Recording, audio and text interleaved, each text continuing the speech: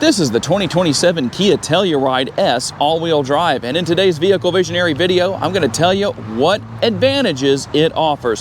Hey everybody, it's Tom from Vehicle Visionary. I hope you're having a great day. Right off the bat, you're going to notice something that isn't just what you're seeing on your screen. It's not just the way the video looks.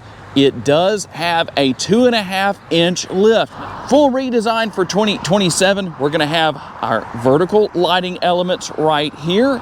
Low and high beams, LED headlights, LED daytime running lights, also your LED turn signal indicators. In fact, I have the turn signal indicators turned on right here on the driver's side. A lot more aggressive and rugged look, not only because of the lift and the different tires and wheels, but also this squared off look with the front end. It'll look a lot more aggressive. Still a great vehicle for anybody looking for a mid-size SUV. Now, we do have several different finishes here, but I like the lack of any gloss down in this area. And we have a little bit right here.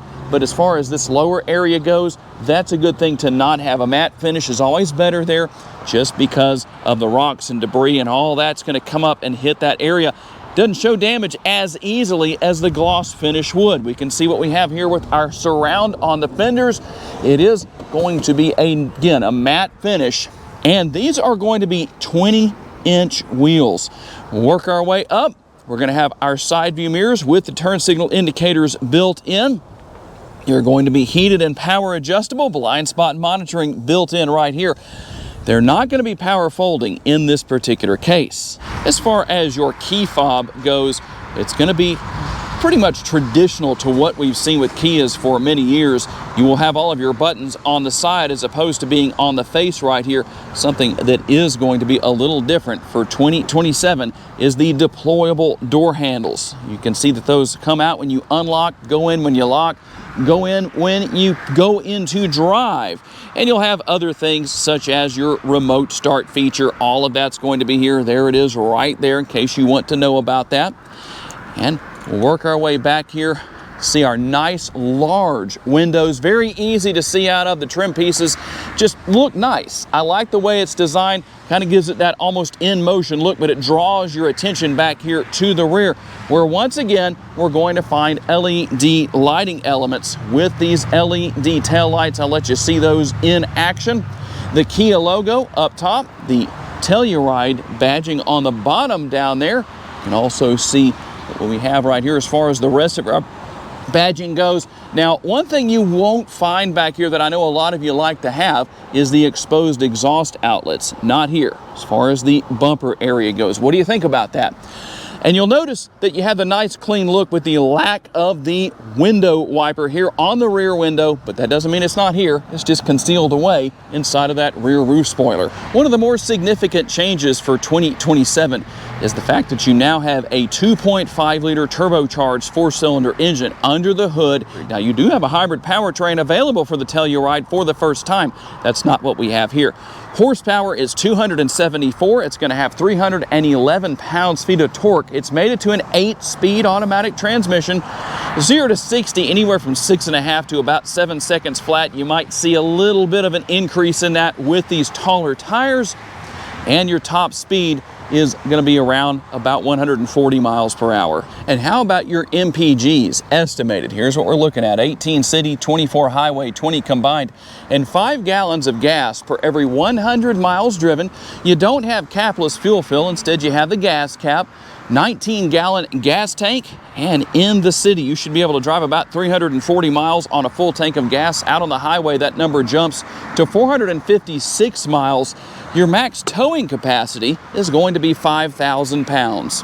And how about your cargo area? There's a few different ways you can access that. There's a button on the tailgate, the button on the remote, a button on the interior if you want to take advantage of that. It's going to be up there in the driver's seat area. Cargo space ranges between 22.3 up to 89.3 cubic feet, depending on how you set things up. You'll also find a 12-volt power outlet right here. And then we're going to find the buttons right here to lower the middle seats. Now, you'll have to manually put those back up in place. And you have the release right here for your third row seats. We'll put these in place for you real quick, and you can see how that stays in place. One thing to note, you've got the Velcro right here and right here. when you lower those seats, try to make sure that you get that strap down there and it doesn't flip over into the front area, because if your arms aren't long enough, you're not going to be able to reach it. One more important note here on this particular model is the fact that you have a spare tire located underneath the rear of the Telluride. It is not going to be this size. It is going to be your conventional size spare tire, but at least you know it's there if you happen to need it. Let's talk about what your second and third row passengers are going to find. With the door panel, we're going to have a nice, comfortable armrest, plenty of room there. A different setup as far as the handle goes to open the door. Instead of being something you'd pull on like this is, you can see what you do with it right here as far as that goes. There's your button to lower the window and raise it back up, and a bottle holder slash door bin right here. Now these seats do recline, and as you can see, you can move them back and forth, forward and backwards like this to help increase leg space for your third row passengers. And we can push the button right here to bring the seat forward just like this. It's going to get up and out of the way, and that allows us to gain access to the third row. Here in the third row, here is the leg space with the seat all the way back. And then when we push it forward, you can see how much that increases. The floor is a little bit high for my liking, but that's just the way it is. I can stretch out a little bit if I need to, especially through that pass-through right there. We're going to have a USB port right here, a couple of cup holders right here. The air conditioning vents are going to be mounted in the roof area. That's always a good thing, because they're not down here like the Honda Pilot, where it just seems to take longer to get to your passengers. That's my thought on the matter. Now, in the event that whoever's in the middle row forgets about the third row passengers, they can just push this button right here. That gets the seat up and out of the way, and then they can hop right out. Second row passengers will find the armrests right here, and let's see how long those actually are. Now, when I put my arm on there, it's not quite as long as I would like for it to be, but you know what? It's not too bad, and you can adjust the height by just pulling up. Hear that sound? It's adjusting and staying in place wherever you keep it. That's a good thing. That's going to work to make everybody happy and hopefully comfortable. Cup holders on the rear of the center console, a little bit of storage space down in this area. And as is common with Kia, we're going to find our USB ports in the seat backs. For the front seats, you do have your conventional size sunroof that does tilt and slide open with the manual shade to conceal that away if you need to. And here's your command center for the third zone of climate control. As far as fan speed, temperature, all of that's going to be here. And then once again, we're going to have those roof mounted air conditioning vents. Also, the oh crap handles are going to be here, and our lights, as you can see right there, that's going to be at both doors. Overall, a lot more space here, depending on where the front seats are located as far as leg space goes, and we do have the rear seat pockets on the back of each seat. When it comes to your sticker price, keep in mind you do have the upgrades, such as those 275/55 tires and your 20-inch wheels, the 2.5-inch lift, and the window tint that has been added. I didn't talk about that earlier in the video, but all of that's going to be here. The sticker price is $56,024. Tell me what you think about that. Up here with the upper console, we can turn our lights on and off as far as the interior goes. You've got your sunglass holder right here. If you have an emergency, you can use that button. We're going to have our rear view mirror that can dim via the release, or I should say lever right there. Our glove box is a conventional size, but there is a nice amount of space in there. We're going to have the door bin and armrest, a little bit larger door bin on these front doors. The passenger seat is going to be manually adjustable. Very comfortable seats, by the way. The driver's seat is power adjustable. You will find heated seats for your front seat driver and passenger. And then everything for controlling our side view mirrors, lock and unlock, our windows right here, which, by the way, all four doors, one touch down, one touch up as far as that goes. And then your power parking brake is right here. I think you can see some of the other features we have here as well, including that button I told you about to open and close your power tailgate. Right here is where we release this lever, and we can adjust the tilt and telescopically adjustable steering wheel. Everything for your cruise control, and then going through different bits of details on the driver's display will also be here, depending on what you need to do and what you need to see. I don't know how well you can see that because of the glare, but we have a few different things going on there that we can go through as far as that goes. We can also push the button right here to go through details as well. You can see it scrolling through on the top up there. Just depends on what it is you need to do and what you need to know about what you want to see. So all of that's going to be here. Very easy to deal with. Shifter paddles on the back of the steering wheel for the 8-speed automatic transmission. And here is something that is definitely different compared to anything we've seen in the past with the Telluride. This is ultimately your shifter right here. So you're going to twist that back to go into reverse. There's your rear view camera. We can twist that forward to go into drive, and then we push that button to go into park. You will also find the button to start the engine and shut it back off right here. So a little bit different. I think once you get used to it, it won't be too bad. Everything for your front and rear window wipers right here, your turn signal indicators controlled right here with your turn signal lever, and everything for your headlights and tail lights right here. You can just leave that on auto if you want to, and you're good to go. Now, when it comes to the center screen, here's what we're going to have. We're going to work our way over. You can scroll through just like this and see the different features and functionality that you have. You even have YouTube right there that can be watched. And then we're going to scroll over a little bit more just to show you what's going on here. And then we can go to map right here. Got your built-in map as far as that goes. We can go to search if you want to do that. We can also go to media. As you can see right here, you've got setup. And these are all the different icons that I know a lot of you are wondering, where are those located? Here they are, everything for vehicle navigation. You can see what all is here. Sound, if you want to come in and adjust your sound and set that up the way you want to, you can see all of your different options here. All of that's going to be here and be very easy to deal with. And you do have physical controls here for your air conditioning. I like that. That's a good thing, as opposed to everything just being in the screen. That's never something that I think anybody wants to see. I don't know, some of you might like that on your vehicles, but I know I sure don't. That's the situation. As far as your rear view camera goes, this is the only camera on this particular model, but you do have 3 different views. As you can see, you can maximize that view if you want to, and you have your nice bright trajectory lines.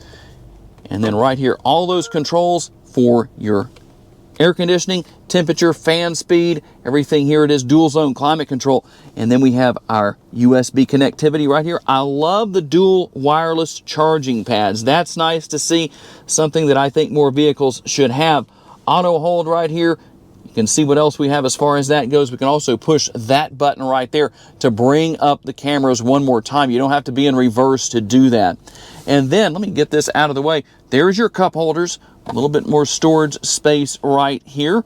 And we're going to just put that right there, so hopefully it's not rattling around during the test drive. We'll get that out of the way.